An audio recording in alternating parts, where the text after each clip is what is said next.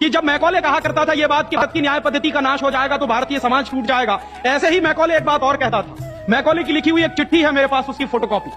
London में एक library है, उसका नाम है इंडिया ऑफिस लाइब्रेरी, वहां से मैंने निकलवाई।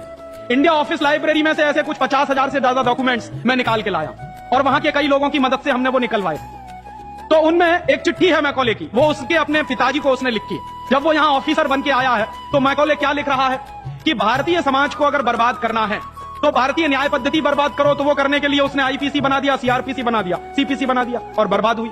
दूसरी बात वो कहता था कि भारतीय समाज को बर्बाद करना है तो भारतीय शिक्षण पद्धति का नाश करो। तो मैकॉले कहा करता था कि जो भारतीय शिक्षण पद्धति है, वो खुद मानता था इस बात को, यह दुनिया की सबसे ज्यादा विकसित और सबसे अच्छी पद्धति है।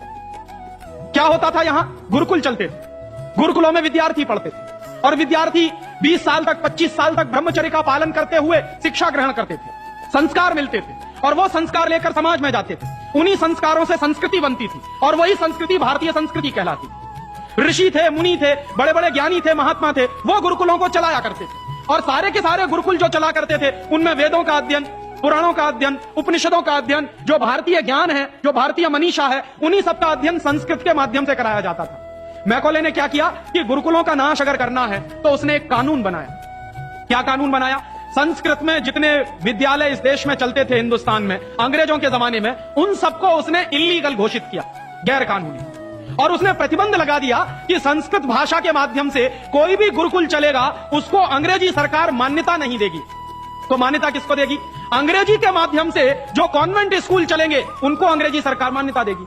और उसके लिए बाकायदा उसने कानून बनाया। उस कानून का नाम है इंडियन एजुकेशन एक्ट। और ये इंडियन एजुकेशन एक्ट लागू हुआ 1858 में, आज से लगभग 140 साल पहले। तो 140 साल पहले जो कानून लागू हुआ था अंग्रेजों के जमाने में, वही कानून आज भी चल रहा है। उस कानून के आधार पर मैकॉले ने क्या किया? संस्कृत के माध्यम से चलने वाले गुरुकुलों को बर्बाद कर दिया, कानून बना के उनको बंद करा दिया। जो उनमें अध्यापक होते थे, गुरु होते थे, उनको मार पीट कर अंग्रेजी सरकार जेल में बंद करती थी। जो विद्यार्थी अध्ययन के लिए जाते थे उनको रोक दिया जाता था, उनका अध्ययन ना होने पाए उसके लिए समस्याएं खड़ी की जाती थी। और दूसरी तरफ कॉन्वेंट स्कूल चालू कर दिए और उसमें अंग्रेजी के माध्यम से शिक्षण देना शुरू किया। एक दिन उसने अपने बाप को चिट्ठी लिखी और इस चिट्ठी में उसने ये लिखा कि मैंने हिंदुस्तान में एक ऐसी शिक्षण पद्धति पैदा कर दी है जिसमें अगर हिंदुस्तानी विद्यार्थी पढ़ेंगे तो पढ़कर निकलने के बाद वो शरीर से हिंदुस्तानी होंगे, दिमाग से सब अंग्रेज हो जाएंगे। देख रहे हैं, अभी देख रहे हैं। तो शरीर से हिंदुस्तानी और दिमाग से अंग्रेज। तो मैकॉले दूसरी बात लिख रहा है उस चिट्ठी में कि जब वो शरीर से हिंदुस्तानी और दिमाग से अंग्रेज हो जाएंगे तो अंग्रेजों के हिसाब से सारे काम करेंगे। और वो विद्यार्थी जब कॉन्वेंट स्कूल में से निकलेंगे तो सबसे ज्यादा गालियां भारतीय संस्कृति को देंगे, सबसे ज्यादा गालियां अपने मां बाप को देंगे। कैसे? मॉम और डैड कह के। डैड माने होता है मरा हुआ और मम्मी माने होता है शव।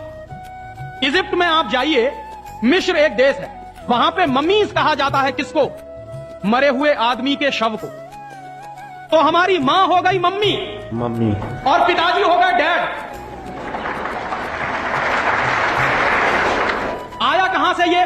मैकॉले ने डाल दिया हमारे दिमाग में। और मैं ये कहता हूं कि मैकॉले तो मर गया, उसका बाप भी मर गया, सब मर गए, भगवान उनकी आत्मा को शांति दे, लेकिन उसकी जो आत्मा है वो हम सब में प्रवेश कर गई है। और कैसे प्रवेश कर गई है? मैं आपको ये इतिहास की सच्चाई बता रहा हूं कि जिस जमाने में मैकॉले ने इस देश में सबसे पहला कॉन्वेंट स्कूल खोला था कलकत्ता में, वो कॉन्वेंट स्कूल चला नहीं, बंद हो गया। क्यों बंद हो गया? क्योंकि कोई भी भारतीय मां बाप अपने बच्चे को कॉन्वेंट में पढ़ाने को नहीं भेजता था। अंग्रेजों के जमाने की बात बता रहा हूं। अंग्रेज अपनी पूरी ताकत लगाकर भी इस देश में कॉन्वेंट स्कूल चला नहीं पाए, लेकिन अंग्रेजों के जाने के बाद गांव गांव में, गली गली में कॉन्वेंट स्कूल चल रहे हैं। और ऐसे मम्मी डैडी पैदा हुए हैं इस देश में जो बच्चे का जन्म लेने के पहले रजिस्ट्रेशन करवाए आते हैं कॉन्वेंट स्कूल। कहते हैं कि अगर रजिस्ट्रेशन नहीं कराया तो एडमिशन नहीं मिलेगा। तो कॉन्वेंट स्कूल में पढ़ाना बहुत जरूरी है बच्चे को। और मैं अक्सर पूछता हूं कि काहे को पढ़ाते हैं कॉन्वेंट स्कूल में? तो कहते हैं राजीव भाई, जब हमारा बच्चा कॉन्वेंट में पढ़ेगा तो बहुत स्मार्ट बन जाएगा। तो मैं पलट के पूछता हूं कि जरा बताइए स्मार्टनेस क्या होती है? तो अक्सर मां बाप मुझे जवाब देते हैं जो दिल्ली बंबई में रहते हैं कि हम बच्चे को कॉन्वेंट में इसलिए पढ़ने को भेजते हैं कि जब वो कॉन्वेंट में पढ़ेगा तो टाई लगाएगा, मोजे जूते पहनेगा, बढ़िया सूट है। तो अंग्रेजों के देश में टाई इसलिए लगाई जाती है कि वहां ठंडी बहुत पड़ती है, सर्दी बहुत पड़ती है, और एक साल में 6 महीने भयंकर बर्फ पड़ती है। कभी कभी तो यह हालत होती है कि 6-7 महीने सूर्य भगवान के दर्शन नहीं होते।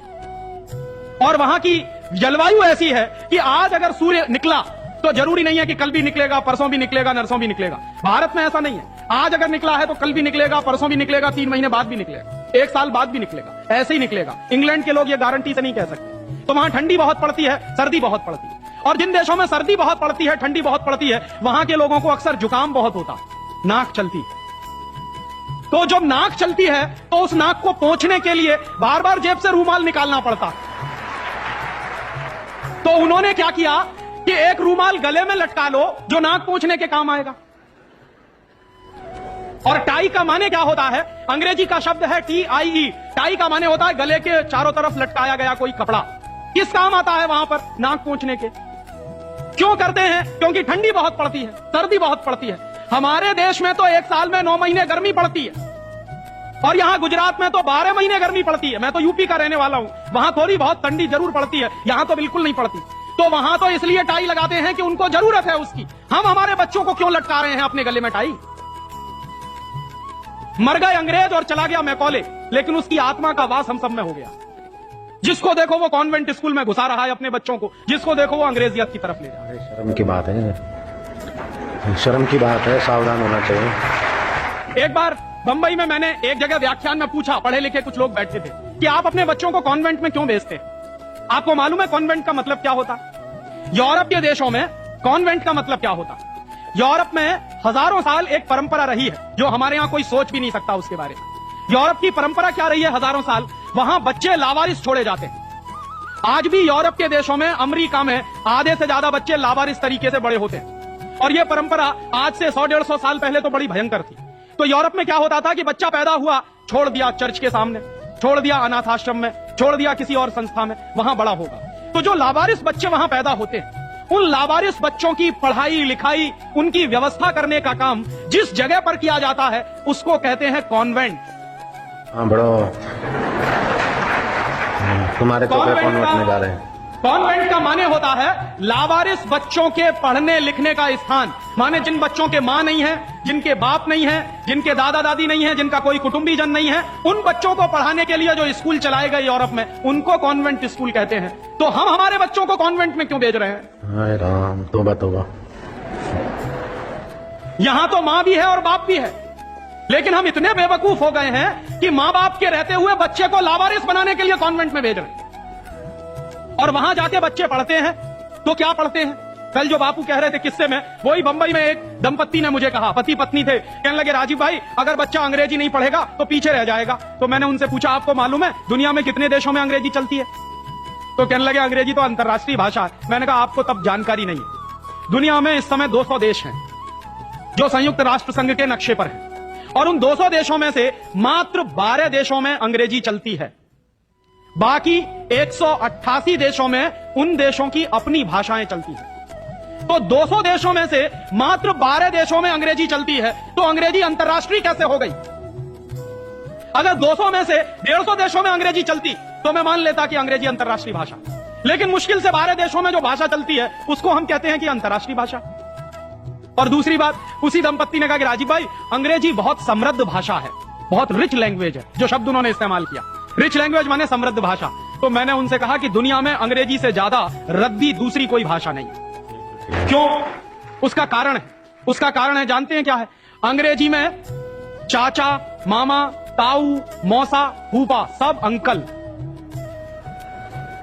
और काकी, ताई, मौसी और सब आंटी। अब आप मुझे जरा ये बताइए कि मौसा में और फूफा में फर्क होता है कि नहीं होता? क्या आप फूफा को मामा बना सकते हैं? या ये बताइए कि मौसी में और काकी में फर्क होता है कि नहीं होता? क्या मौसी काकी हो सकती है? दुनिया की जिस भाषा में रिश्तों को कहने के शब्द ना हो वो सबसे रद्दी भाषा है। बिल्कुल ठीक। हमारे यहां हिंदुस्तान में जितनी भाषाएं चलती हैं, हर भाषा में परिवार के रिश्तों को कहने के लिए विशेष शब्द हैं। वहां नहीं है। वहां क्या है? सब इन लॉज हैं, चाहे वो लड़की वाले हों चाहे लड़के वाले हों। पता ही नहीं चलता कि लड़के वाले इन लॉज हैं कि लड़की वाले इन लॉज। या तो सब अंकल हैं या तो सब आंटी। क्यों है ऐसा? क्योंकि अंग्रेजी भाषा में रिश्तों को कहने के लिए शब्द नहीं है। कारण क्या है? अंग्रेजी भाषा में शब्दों की बहुत कमी है। और अंग्रेजी भाषा में शब्दों की कितनी कमी है? अगर मूल रूप से देखा जाए तो अंग्रेजी भाषा में मात्र 2600 शब्द हैं कुल मिला के। और दुनिया की तमाम भाषाओं से जो उधार लिया है अंग्रेजों ने, फ्रेंच भाषा में से लिए हैं, जर्मन में से लिए हैं, इटालियन में से लिए हैं, लैटिन में से लिए हैं, तो तमाम भाषाओं से जो उधार लिए हुए शब्द हैं वो मिला दिए जाएं तो कुल मिला के बैठते हैं 12,000। अंग्रेजी के मूल शब्द हैं 2600 और बाकी के शब्दों को मिला दें तो कुल बैठते हैं 12,000। अब आप हिसाब लगाइए, अंग्रेजी में कुल मिला के 12,000 शब्द हैं। गुजराती में आपको मालूम है कितने शब्द हैं? गुजराती भाषा में 40,000 से ज्यादा शब्द हैं। अब आप मुझे यह बताइए कि अंग्रेजी बड़ी हुई कि गुजराती? तो काहे को नहीं पढ़ाते अपने बच्चों को गुजराती में? और एक दूसरा उदाहरण दूं कि अंग्रेजी में कुल मिला के 12,000 शब्द हैं और मराठी भाषा है हमारे देश की, उसमें इस समय 48,000 शब्द हैं। अंग्रेजी से 4 गुनी बड़ी है मराठी। और हिंदी का हिसाब लगाऊं तो अंग्रेजी में इस समय 12,000 शब्द हैं, हिंदी में इस समय करीब 72,000 शब्द हैं। और हिंदी से एक कदम आगे चलिए, संस्कृत। तो अंग्रेजी में कुल मिला के 12,000 शब्द हैं, संस्कृत में कुल मिला के 1.5 लाख शब्द हैं। और संस्कृत से एक सीढ़ी और ऊपर चढ़िए, प्राकृत, जिसको हम सब भूल गए। प्राकृत को अगर ध्यान में रखें तो प्राकृत में 2.5 से 3 लाख शब्द हैं। दुनिया की सबसे बड़ी भाषा हमारे पास है, लेकिन हम बेवकूफों को मालूम नहीं है कि हमारे पास क्या है। हम पढ़े लिखे इडियट हैं, अंग्रेजी में कहें तो भाग रहे हैं एक ऐसी भाषा के पीछे जिसमें मात्र 12,000 शब्द हैं और अपनी भाषाएं छोड़ते चले जा रहे हैं। और ये जो भाषा की गुलामी होती है ये बहुत खतरनाक होती है। जो आदमी अपनी भाषा बदल सकता है वो किसी दिन अपनी मां भी बदल सकता है। और ये मैं बहुत गंभीर बात कह रहा हूं। आपको कुछ दिन के बाद इस देश में कॉन्वेंट्स में से पढ़कर निकले हुए बच्चे ये कहते मिलेंगे कि वो कहते हैं ना, कॉन्वेंट के बच्चे, उनको तो हर चीज इंपोर्टेड चाहिए। Imported car, imported pen, imported pencil, imported television, imported refrigerator. अभी कुछ दिन के बाद कहेंगे कि अब हमको इंपोर्टेड मम्मी पापा भी चाहिए, क्योंकि आपकी शक्ल उनको अच्छी नहीं लगने वाली। वो तो जो भाषा पढ़ रहे हैं उसके संस्कार ले रहे हैं। तो अंग्रेजी पढ़ रहे हैं तो अंग्रेजी के संस्कार ले रहे हैं, और अंग्रेजी के संस्कार तो अंग्रेजियत के संस्कार हैं, और अंग्रेजियत के संस्कार में तो मां और बाप की इज्जत करने की बात उनको कभी सिखाई नहीं गई है। वो तो आपको अभी 2 कौड़ी का मान के फेंक देने वाले। और दुर्भाग्य से यही होता है। कॉन्वेंट स्कूल से निकले हुए बच्चे जितनी गाली अपनी मातृभाषा को देते हैं, अपनी संस्कृति को देते हैं, अपने परिवार को देते हैं, उतनी शायद कोई नहीं देता। तो मैकॉले जो कहा करता था वो बात आज हमको दिखाई देती है कि कॉन्वेंट में पढ़कर निकलेंगे बच्चे तो ये शरीर से हिंदुस्तानी होंगे, दिमाग से अंग्रेज होंगे। और इसी के संबंध में एक आखिरी बात उसने और कही थी कि ये जो भाषा की गुलामी होती है ये आदमी के स्वतंत्र चिंतन को रोक देती है। अगर आपको मौलिक चिंतन करना है, अगर आपको स्वस्थ चिंतन करना है और ऐसा चिंतन करना है जिसमें से कुछ नई रचना हो, तो वो आप अपनी मातृभाषा में ही कर सकते हैं। दुनिया में मातृभाषा में पढ़कर बड़े बड़े वैज्ञानिक पैदा हुए हैं। हम लोग अक्सर, मैं लोगों को कहता हूं कि जो लोग कॉन्वेंट के पीछे पागल हैं उनको मैं अभी ताजा ताजा उदाहरण देता हूं। हिंदुस्तान में एक वैज्ञानिक है, उसका नाम है डॉक्टर एपीजे कलाम। डॉक्टर एपीजे कलाम को इस साल भारत रत्न मिला है। और डॉक्टर एपीजे कलाम हिंदुस्तान के जिंदा रहने वाले वैज्ञानिकों में इस समय सबसे ऊपर के व्यक्ति हैं। आपको मालूम है डॉक्टर कलाम की पूरी शिक्षा तमिल में हुई है, अंग्रेजी उन्होंने पढ़ी नहीं है।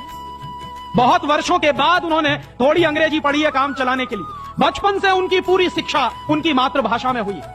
वो तमिल अच्छी जानते हैं, मलयालम अच्छी जानते हैं, और हिंदुस्तान में आज वो सबसे ऊंची श्रेणी के वैज्ञानिक हैं जिनको भारत रत्न मिला। दुनिया के ऐसे तमाम वैज्ञानिकों के मैं उदाहरण दे सकता हूं। आइंस्टाइन, अल्बर्ट आइंस्टाइन सारा का सारा काम अपनी मातृभाषा में करता था, जर्मन में, और इसलिए इतना बड़ा बना। फ्रांस में एक वैज्ञानिक था मैक्स प्लैंक, जिसकी थ्योरीज हमारे जैसे इंजीनियर्स को पढ़ाई जाती थी जब हम पढ़ते थे। मैक्स प्लैंक की पूरी शिक्षा फ्रेंच भाषा में हुई थी।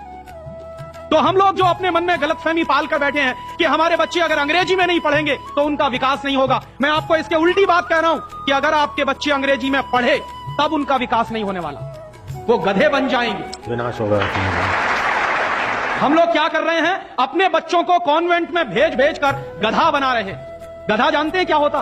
गधे के ऊपर बोझा लादते चले जाइए, लादते चले जाइए, लादते चले जाइए, बेचारा चुपचाप चलता चला जाता है, चलता चला जाता है। आजकल बच्चों के कंधे पर जो बस्ते हमने लाद दिए हैं, जरा उनका वजन तो कर लीजिए। जो बच्चे का वजन है उससे ज्यादा बस्ते का वजन है। अभी से आप अपने बच्चे को स्पॉन्डिलाइटिस का मरीज बना रहे हैं। जितना वजन उसका कंधा ढो नहीं सकता, उससे ज्यादा वजन उसके कंधे पे लटका हुआ, और बेचारा वो बस्ता लेके जाता है, लौट के आता है। जब लौट के आता है तो घंटों घंटों का होमवर्क उसको दे दिया जाता है। आप क्या करते हैं, अपनी मगजमारी कम करने के लिए उसका एक ट्यूटर रख देते हैं। ट्यूटर क्या करता है कि स्कूल का होमवर्क मिला, ट्यूटर ने अपना होमवर्क दे दिया। बच्चे का खेलना कूदना बंद, और बच्चा अगर खेलेगा नहीं, कूदेगा नहीं, तो उसका विकास कैसे होने वाला? तो या तो आपने फंसा दिया बेचारा होमवर्क। मैं अच्छे अच्छे घरों में जाता हूं, सबके बच्चे क्या कर रहे हैं, होमवर्क कर रहे हैं, सवेरे से शाम तक होमवर्क चल रहा है, कभी खत्म होने में ही नहीं आता। भला हो ऐसे स्कूलों का। और उस होमवर्क में से बना क्या रहे हैं, और वो होमवर्क कर क्या रहे हैं? मैं आपको मेरी आप बीती सुनाता हूं, किसी दूसरे की नहीं। मैं भी बचपन में अंग्रेजी में मैं पढ़ा, और मैं सबसे ज्यादा गालियां मेरे मां बाप को देता हूं। इसके लिए मेरे पिताजी ने, वो एक बड़े ऑफिसर हैं, ये करने के लिए कि बेटा अंग्रेजी में पढ़ना चाहिए तो बड़ा बनेगा, तो मुझको भी पढ़ा दिया। अब अंग्रेजी माध्यम की जो पढ़ाई है, अंग्रेजियत की जो पढ़ाई है, वो क्या है? मैं आपको एक सॉलिड एग्जांपल दूं मेरा। मुझको गणित पढ़ाया जाता था। गणित में क्या पढ़ाते थे? एक फॉर्मूला था जो मुझको रटवाते थे क्लास 9th में जब मैं पढ़ता था। क्या फॉर्मूला था? x + y whole square is equal to x square plus 2xy plus y square, x minus y whole square is equal to x square minus 2xy plus y square. और अक्सर इसमें गड़बड़ी होती थी, प्लस का minus होता था, minus का प्लस होता था। तो क्या होता था, मेरी पिटाई होती थी, क्लास में पिटाई होती थी। और मेरे जो अध्यापक थे तो मुझको खूब चिढ़ाते थे और मुझको खूब उल्टा सीधा कहते थे। एक दिन मैंने ये तय किया कि सब छोड़ छाड़ के ये 2 फॉर्मूले रटूंगा। तो रटने के लिए मैं बैठ गया, सब काम एक बाजू में। अब ये x + y और x - y में मैं घुस गया। लिख लिख के मैंने किलो किलो कॉपियां बर्बाद कर दी, किलो किलो कागज बर्बाद कर दिए, पता नहीं कितने बॉल पेन बर्बाद हुए होंगे। और 3-4 महीने की उस भयंकर मेहनत के बाद मुझको कुछ फॉर्मूले याद हो गए। अब वो फॉर्मूले मैं सीख के आया।